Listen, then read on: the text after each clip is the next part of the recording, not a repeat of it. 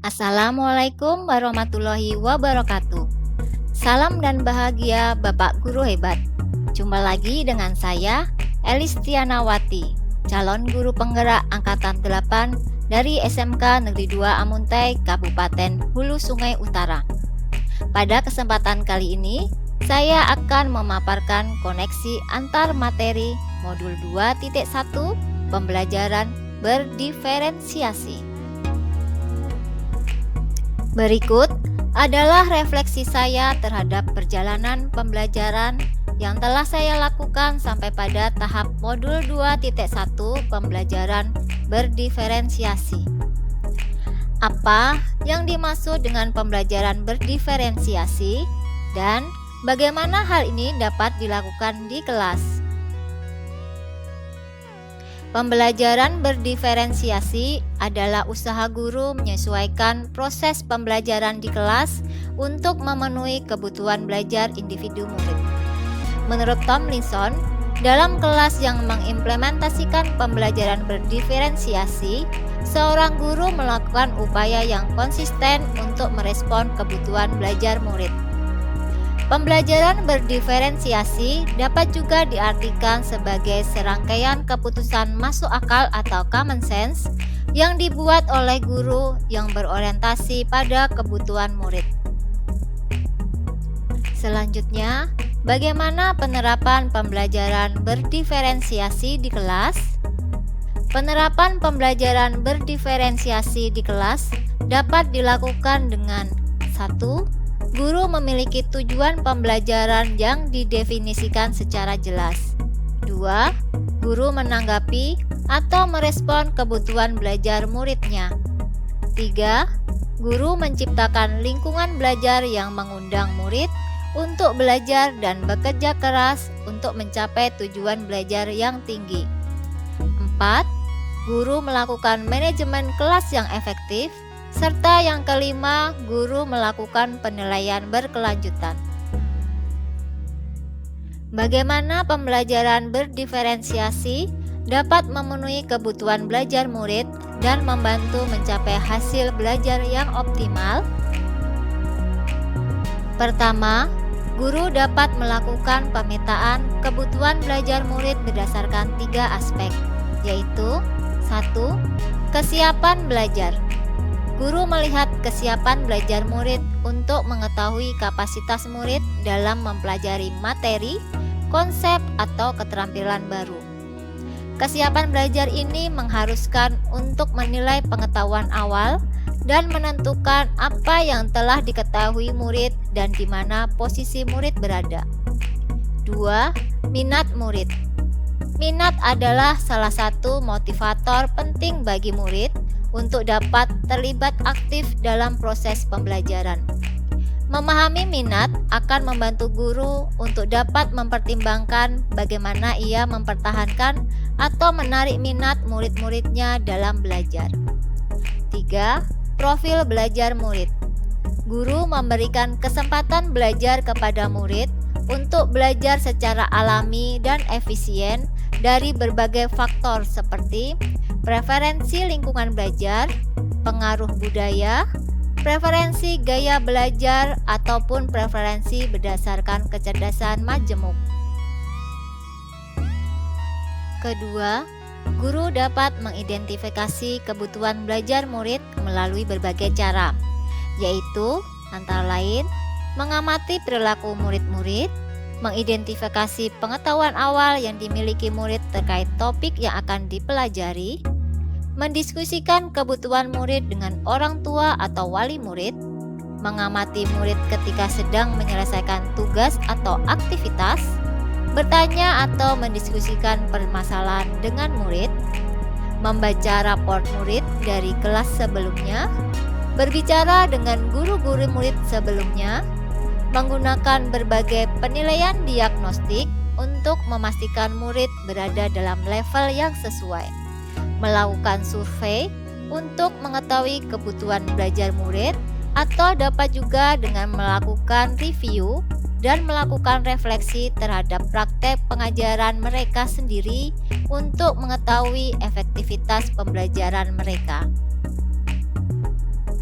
Ketiga, guru dapat menerapkan 3 strategi pembelajaran berdiferensiasi, yaitu melalui 1. Diferensiasi konten. Diferensiasi konten berkaitan dengan konten apa yang diajarkan kepada murid. Konten dapat dibedakan sebagai tahapan dalam kesiapan, minat, dan profil belajar murid yang berbeda. Pada tahapan dan kesiapan belajar dengan konten apa seorang murid, apakah konkret, abstrak, visual, atau auditori. 2. Diferensiasi proses. Diferensiasi proses yaitu bagaimana murid akan memahami atau memaknai materi yang dipelajari.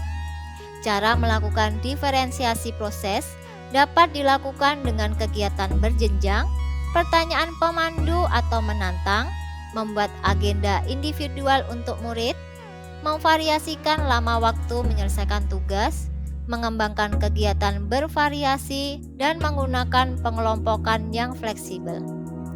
3. Diferensiasi produk. Diferensiasi produk yaitu tagihan apa yang kita harapkan dari murid. Unjuk kerja yang harus ditunjukkan oleh murid kepada guru yang berkaitan dengan hasil karya pembelajaran dapat berwujud karangan, tulisan, hasil tes, pertunjukan, pidato, rekaman, video, foto, dan sebagainya. Diferensiasi produk meliputi 2 hal, yaitu dengan memberikan tantangan dan keragaman atau variasi, dan memberikan murid pilihan bagaimana mereka dapat mengekspresikan pembelajaran yang diinginkan. Selanjutnya, bagaimana kaitan antar materi dalam modul ini dengan modul lain di program pendidikan guru penggerak?